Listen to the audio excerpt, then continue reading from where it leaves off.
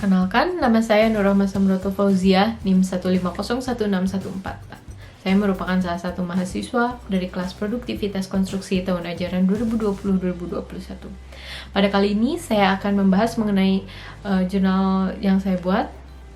Jurnal tersebut berjudul Produktivitas Konstruksi dengan peningkatan produktivitas konstruksi dengan mencegah penurunan produktivitas pekerja.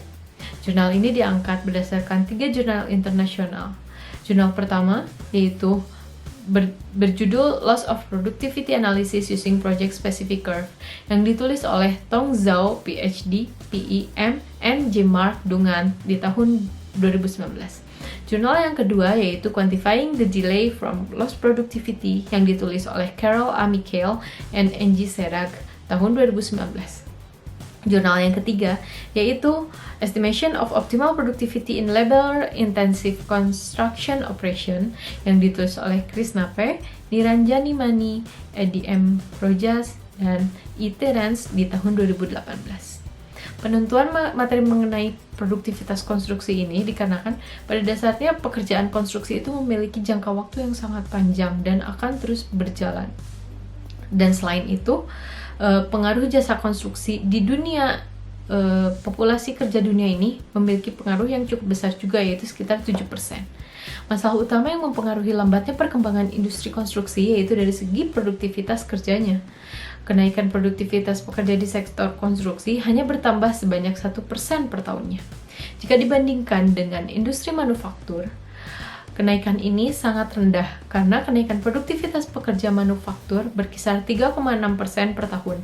Maka dari itu, diperlukan peningkatan nilai produktivitas dari industri jasa konstruksi. Selain dengan meningkatkan nilai produktivitas, pencegahan penurunan nilai produktivitas ini pun harus tetap diperhatikan. Secara garis besar, walaupun nilai produktivitas ditingkatkan tapi tidak dapat menjaga nilai produktivitas yang sudah ada, maka kegiatan peningkatan produktivitas tersebut akan sia-sia. Maka dari itu, berdasarkan hal tersebut, akan dibuat sebuah sistem mengenai peningkatan produktivitas dengan pencegahan nilai penurunan produktivitas. Tahapan pertama merupakan tahapan permulaan yang menjadi acuan peningkatan dari produktivitas konstruksi yang harus dilakukan. Tahapan ini merupakan tahapan untuk mencari nilai produktivitas optimal. Tahapan ini akan dimulai dengan pengambilan data di lapangan. Pengambilan data yang dibutuhkan ada 4 macam sesuai kebutuhannya masing-masing. Akan ada yang menjadi upper limit dan lower limit dari nilai estimasi produktivitas. Pada pengembangan data di lapangan ini juga akan mencari nilai mengenai aktual produktivitas yang ada di lapangan. Dari data estimasi produktivitas dan aktual produktivitas akan dibandingkan dan ditentukan langkah yang harus dilakukan. Jika nilai dari aktual produktivitas lebih rendah dibandingkan dengan produktivitas optimalnya, maka diperlukan optimalisasi nilai produktivitas tersebut.